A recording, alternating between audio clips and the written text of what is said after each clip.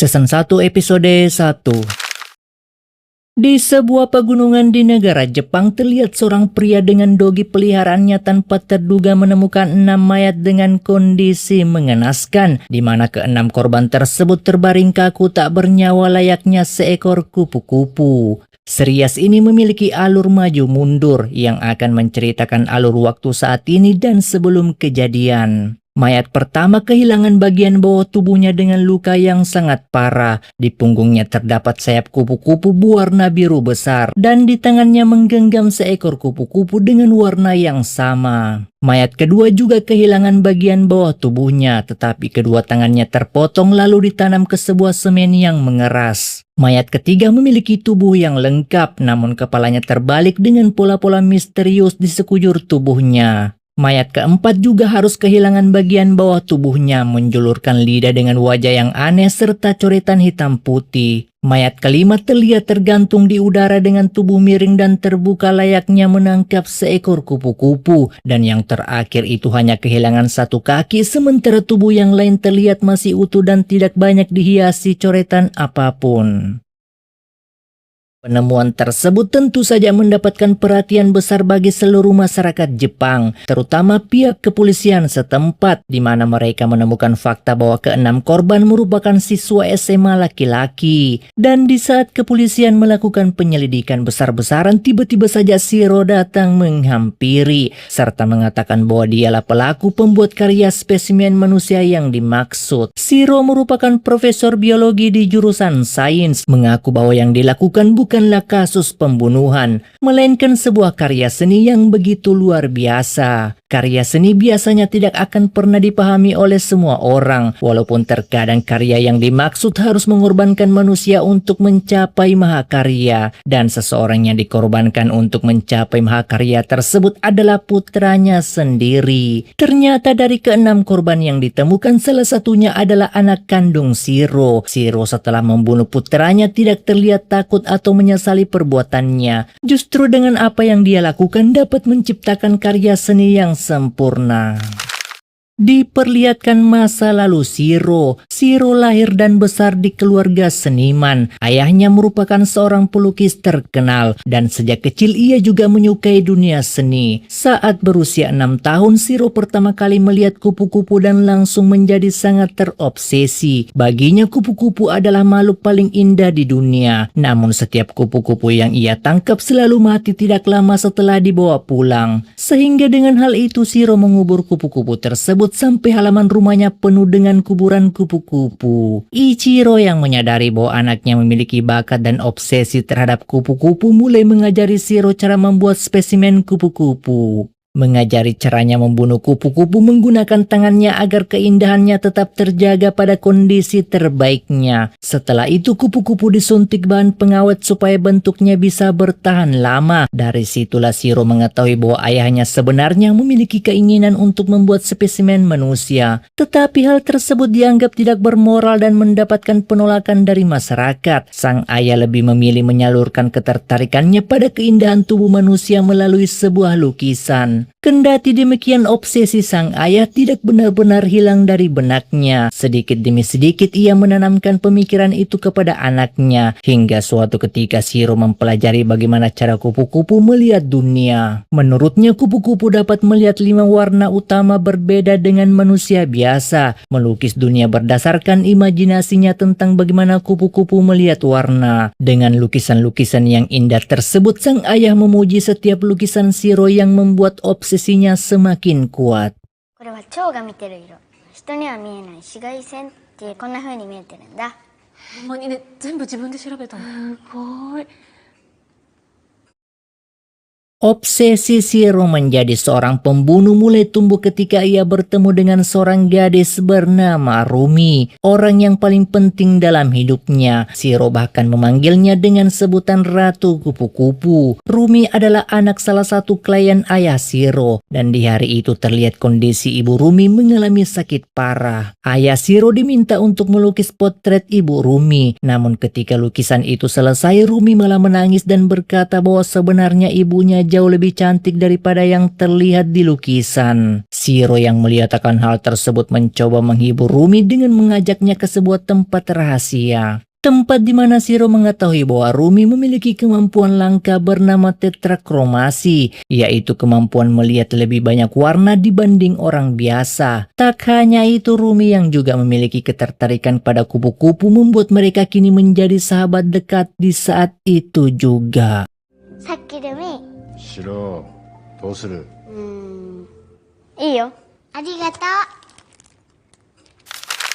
Beberapa bulan setelah pertemuan di antara mereka, Ibu Rumi harus meninggal dunia. Begitupun ayah Shiro juga meninggal akibat kecelakaan tak terduga. Selama bertahun-tahun mereka hilang kontak satu sama lainnya. Hingga suatu ketika tepat di usia 30 tahun, Shiro mendapatkan sebuah surat dari Amerika Serikat. Yang ternyata itu berasal dari Rumi. Rumi kini menjadi seorang pelukis terkenal berkat kemampuan penglihatannya yang luar biasa. Rumi dan Shiro memiliki pasangan hidup mereka masing-masing. Walaupun pada akhirnya kemudian mereka harus kehilangan pasangan mereka satu sama lainnya. Selama 20 tahun persahabatan itu kini menjadi tempat saling mendukung dan bergantung secara emosional.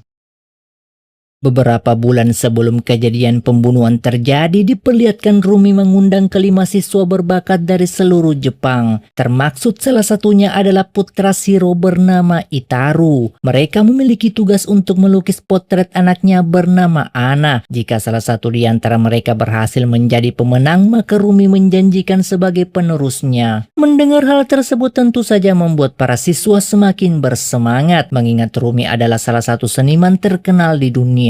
Menjadi murid pilihannya dianggap bisa membawa masa depan yang lebih baik. Sementara Shiro yang melihat bakat dan kemampuan Rumi membuatnya iri. Ia mengatakan bahwa dirinya tidak akan pernah melihat dunia seperti cara Rumi memahami kupu-kupu. Rumi yang mendengar hal tersebut mengatakan bahwa apa yang ia rasakan jauh lebih indah daripada kupu-kupu itu sendiri. Membuat hasrat seni Shiro di hari itu semakin kuat untuk melakukan spesimen manusia. なのかもしれません。味として残すこというのようなものが Sang detektif yang mendengar semua penjelasan tak masuk akal tentu saja tak dapat menerima alasan seperti demikian. Shiro telah membunuh putranya untuk mencapai karya seni yang mustahil dapat diterima dan dibenarkan. Namun alih-alih mengakui segalanya, Shiro malah mengajukan sebuah pertanyaan. Apakah mereka pernah memakan daging wagyu dengan kualitas tinggi? Menurut Shiro, seni dan makanan mewah memiliki kemiripan. Daging biasa dan wagyu sama-sama terbuat dari daging. Tetapi seseorang tidak akan benar-benar memahami perbedaannya sebelum mencicipinya sendiri, mengisyaratkan bahwa hanya dirinya lah yang bisa memahami karya seni tersebut. 何ですか？彼らは蝶の王国に行った。何言ってるんだ？彼らは蝶となり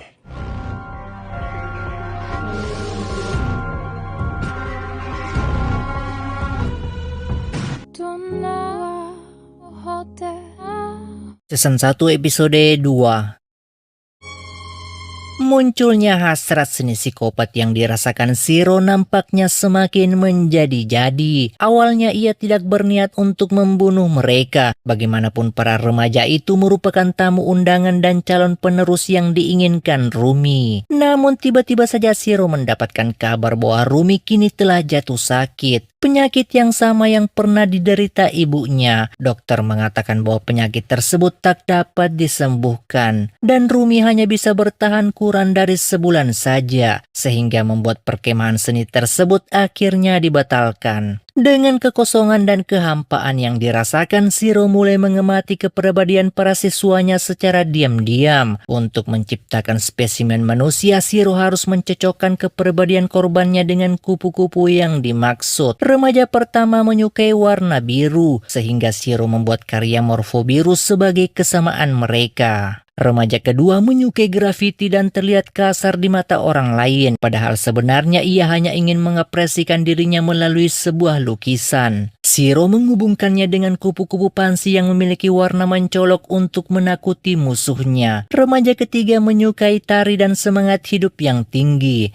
memiliki kemiripan dengan kupu-kupu berwarna Red Admiral yang mempunyai karakter berani dan mencolok. Remaja keempat terlihat buta warna, namun tetap mencintai karya seni melalui lukisan berwarna hitam putih. Shiro mengaitkannya dengan kupu-kupu bernama Kubis yang dapat melihat warna ultraviolet yang tidak bisa dilihat manusia, serta dapat mengenali jantan dan betina hanya berdasarkan warna. Remaja kelima adalah seorang ilustrator dengan gaya yang unik, mendapatkan banyak pujian sekaligus kritik. Shiro menganggapnya bagaikan kupu-kupu kertas yang memiliki keindahan, namun seringkali menarik perhatian serta menimbulkan konflik.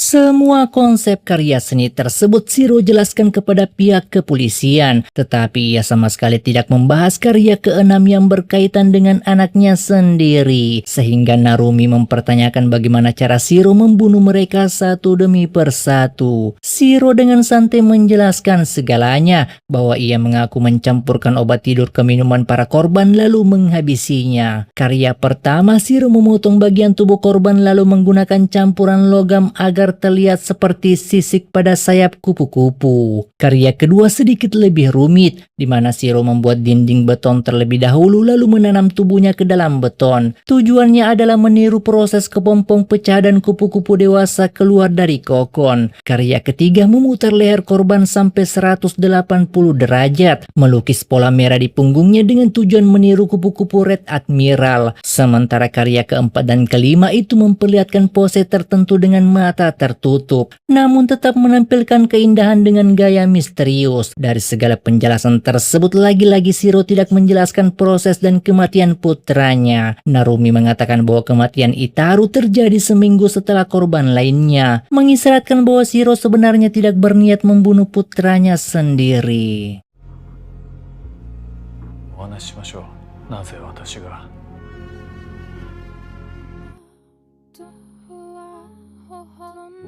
Season 1 episode 3.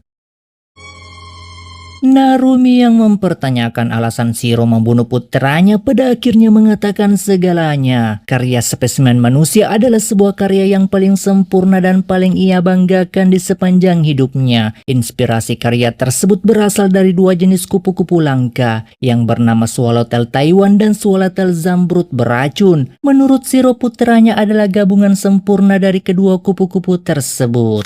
2 tahun sebelum kejadian terjadi, diperlihatkan Shiro membawa anaknya ke Taiwan untuk menangkap kupu-kupu swallowtail Taiwan. Di sana Shiro sangat bahagia melihat senyum polos di wajah Itaru, tetapi dengan senyum yang dipancarkan tidak memudarkan hasratnya untuk menjadikannya sebagai spesimen manusia. Shiro untuk mencapai puncak dunia seni tertinggi menginginkan spesies manusia, namun setelah menyadari bahwa di dunia ini terdapat 20.000 spesimen kupu-kupu, jelas hal tersebut juga membutuhkan 20.000 manusia untuk dijadikan tumbal. Jika hal itu dilakukan, apakah hasrat tersebut dapat terpenuhi atau justru membuatnya semakin ingin melakukan pembunuhan? Di tengah-tengah kegelisahan dan dilema yang melanda, Shiro memutuskan kembali ke rumah. Dari percakapan mereka, Itaru mengatakan bahwa kupu-kupu yang paling identik dengan dirinya adalah kupu-kupu bernama swallowtail zamrud beracun, mengisyaratkan bahwa Itaru sebenarnya memiliki racun atau rahasia tersembunyi di dalam dirinya. よく言うよ。パイナップルジュースだよ。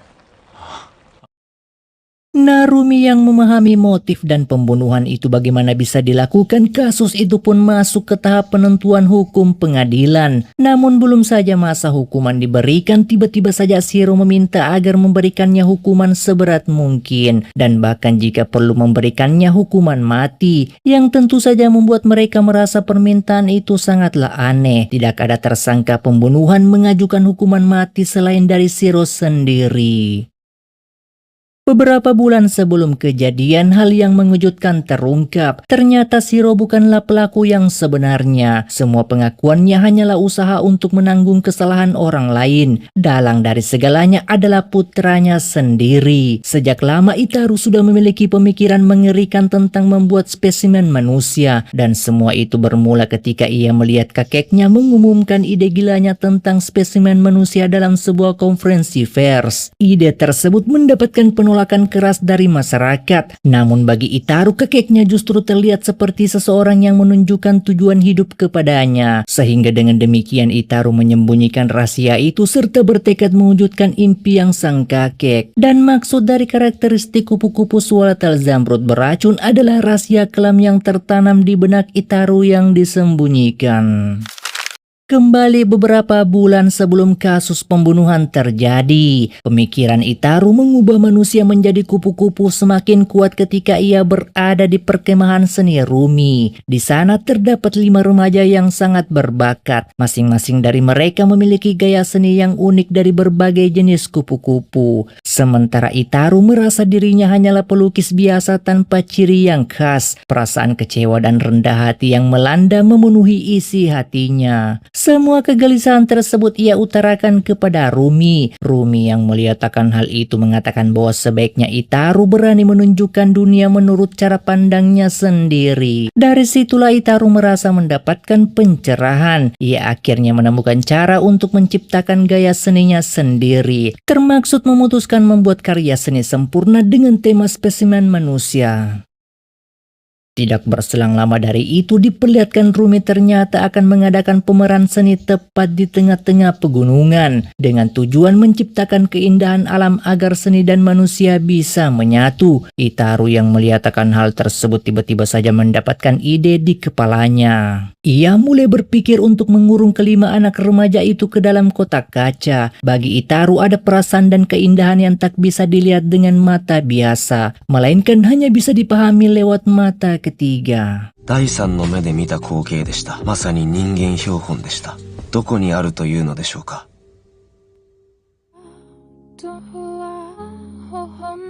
Season 1 episode 4.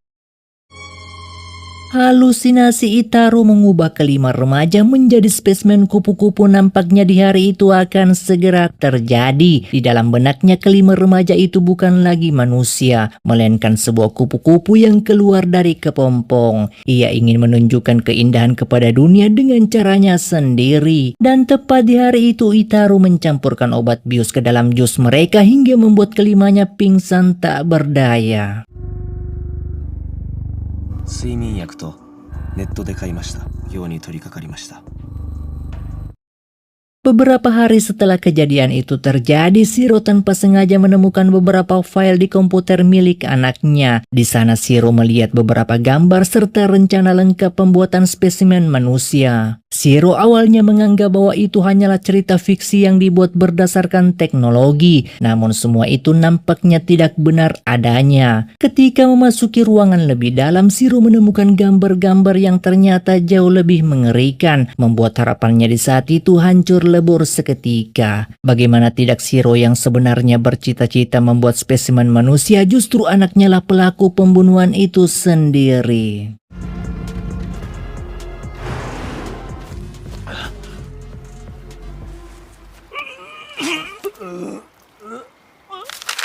Untuk memahami apa yang sebenarnya terjadi, Shiro terus mencari petunjuk yang sekiranya dapat membuat keyakinannya runtuh. Dan di tengah-tengah pencarian itu, ia justru menemukan secara rinci tentang kelima korban. Di dalamnya terdapat informasi lengkap tentang kepribadian masa lalu dan latar belakang keluarga mereka. Korban pertama terlihat lembut dari luar tetapi sebenarnya memiliki sifat yang kejam. Ia sangat terobsesi dengan warna biru sampai harus membakar tenda tunoisme yang memakai warna tersebut. Korban kedua memiliki bakat dalam seni grafiti, tetapi sebenarnya adalah pecandu bahan terlarang dan semua karya seninya dibuat dalam pengaruh obat-obatan. Korban ketiga adalah korban yang suka menari di depan lukisan, meniru gaya penyanyi lainnya demi sebuah ketenaran. Korban keempat mengalami buta warna sejak kecil, memiliki trauma berat atas kejadian tragis dalam hidupnya. Dan korban yang terakhir menggunakan koran sebagai seninya demi mencari menciptakan karya kontroversi. Itaru mengumpulkan semua informasi sang korban itu berdasarkan kepribadian mereka masing-masing. Shiro yang mendapatkan kenyataan yang hampir membuatnya tak bernapas kembali menemukan fakta yang mengejutkan, di mana Itaru ternyata berencana menjadikan Ana sebagai spesimen berikutnya, dan bahkan tanggal pelaksanaannya telah ditentukan, yang kembali membuatnya semakin yakin bahwa anaknya adalah orang gila. Tak ingin ada korban selanjutnya, Shiro memutuskan untuk membunuh putranya sendiri, menanggung kesalahan putranya sebagai seorang ayah, sekaligus bertanggung jawab karena telah salah mendidik anaknya sendiri.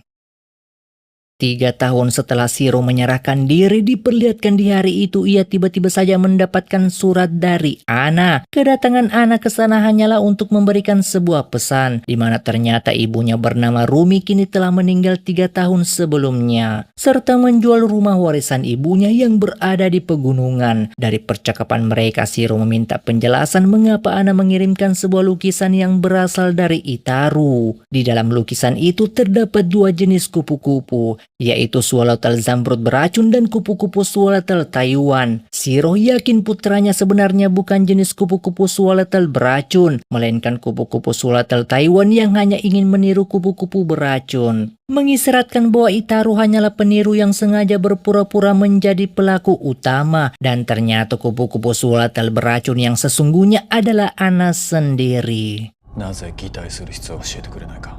私だって言いたいんですか。ことは認めるのか。なるためです。I did it.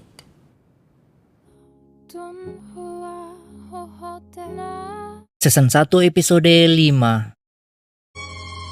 Pertemuan antara Shiro dan Ana bukan hanya sekedar pertemuan biasa. Ana mengakui bahwa dialah yang membunuh kelima remaja tersebut. Tujuannya tak lain adalah menjadi penerus ibunya sendiri. Rumi merupakan seniman terkenal yang lahir dengan kemampuan tetrakromasi, yaitu kemampuan melihat banyak warna dibanding orang biasa. Namun kemampuan itu tidak diwarisi kepada Ana. Setiap Rumi membahas kemampuan tersebut, Ana hanya akan mendapatkan kekecewaan yang menyakiti hati. Hingga suatu hari ketika Rumi akan memilih remaja menjadi penerusnya, justru membuat hatinya semakin hancur. Ana adalah anak kandung Rumi, tetapi malah tidak dianggap cukup layak menjadi penerus ibunya. Rasa dendam yang menyelimuti hati, ia berniat membunuh mereka semuanya. Dengan kematian kelima remaja itu, maka tidak ada lagi orang yang bisa memperebutkan warisan ibunya. Tak hanya itu, alasan Ana tidak membunuh Itaru karena di saat itu Itaru hanyalah sebagai juri, bukan peserta. Jika Itaru sebagai peserta, maka Ana mungkin juga akan membunuhnya.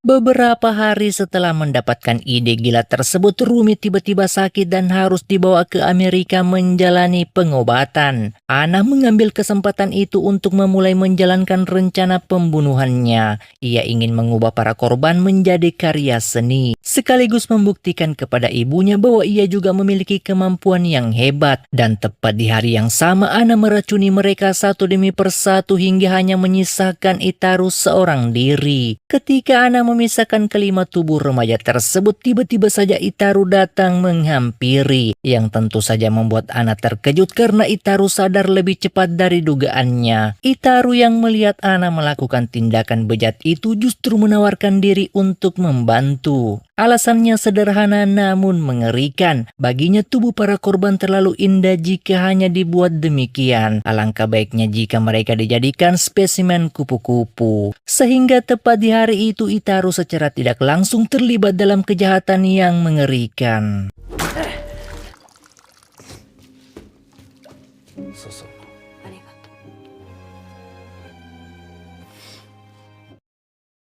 Saat keesokan harinya, tibalah waktu bagi mereka untuk memajang kelima remaja ke dalam kotak kaca di tengah hutan. Ana mengalami tekanan emosional yang cukup berat, di mana ia menyadari bahwa betapa mengerikan perbuatan yang dilakukan hanya karena sebuah iri di dalam hati. Namun tidak dengan Itaru. Ia justru menikmati dan memotret setiap detail hasil karya mereka dengan penuh semangat. Shiro yang mendengar semua cerita Ana terdengar masuk akal. akal. Tetapi ada sesuatu yang aneh mengganjal di pikirannya. Untuk menciptakan sebuah karya seni serumit demikian tidaklah mudah. Kecuali Ana merupakan seniman jenius yang sangat luar biasa. Tetapi faktanya Ana sama sekali tidak memahami konsep spesimen manusia berdasarkan jenis kupu-kupu. Sehingga Shiro menyimpulkan bahwa Ana adalah kupu-kupu peniru. Ia menganggap Ana sebenarnya hanyalah mencoba menanggung kesalahan pelaku yang sesungguhnya. Dan pelaku yang Shiro maksud dalam percakapan mereka adalah Rumi. Rumilah yang sebenarnya merancang kejadian ini sejak awal. Nasib para remaja sudah ditentukan sejak mereka dipilih untuk datang ke perkemahan seni. Namun karena Rumi tiba-tiba jatuh sakit, maka ia menyerahkan seluruh rencananya kepada Ana sebagai langkah akhir menyelesaikan karya seni tersebut.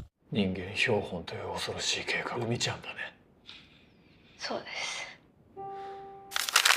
Semua rencana itu bermula beberapa tahun sebelum Shiro di penjara. Jadi saat mereka berada di rumah sakit, Rumi meminta kepada Ana untuk membunuh kelima remaja tersebut, menjadikan mereka sebagai spesimen manusia yang belum pernah ada di dunia. Ana di saat itu tentu saja melakukan penolakan, sehingga Rumi mempengaruhi sang anak bahwa para korban layak mati dan pantas mati. Bagi Rumi, apa yang mereka lakukan bukanlah pembunuhan, melainkan membantu para korban mendapatkan kebebasannya. Tak hanya itu, Rumi juga menjanjikan jika Ana berhasil menyelesaikan hasil karya terakhirnya, maka Ana akan menjadi satu-satunya pewarisnya. Mendengar penjelasan tersebut membuat Shiro terdiam sesaat. Namun cerita itu belum berakhir. Ketika Ana berhasil membunuh kelima remaja itu, Ana kembali mengungkap sebuah fakta yang mengejutkan, di mana Rumi ternyata menginginkan karya tersebut dilihat langsung oleh Shiro, tetapi Ana tidak mengabarkannya kepada Shiro, sehingga membuat Rumi menganggap bahwa Ana hanyalah sebuah produk kegagalan kekecewaan. Membuat Ana menyadari bahwa orang yang paling penting di hati ibunya bukanlah dirinya, melainkan Shiro sendiri.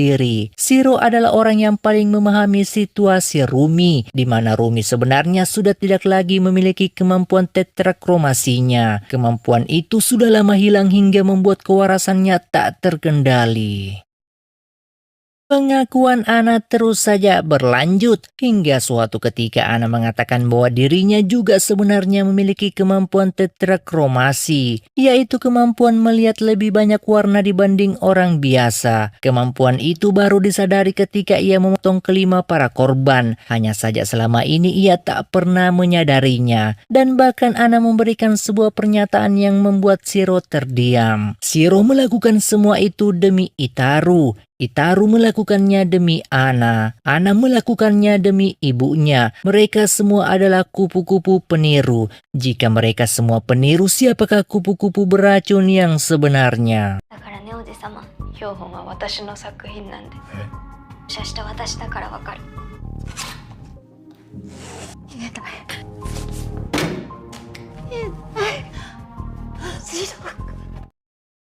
Mendengar penjelasan Ana yang mengguncang psikologi, Shiro mulai memahami kebenaran yang sebenarnya. Itaru sengaja membiarkan dirinya dibunuh oleh ayahnya sendiri. Itaru membiarkan Shiro menemukan catatan dan foto-foto di komputernya, berharap ayahnya yang mengalami putus asa akan membunuhnya demi menghentikan semua kegilaan tersebut. Dan hingga pada akhirnya Shiro membunuh putranya dengan sebuah racun, sekaligus menyelesaikan karya seni terakhir yang dirancang oleh anaknya sendiri.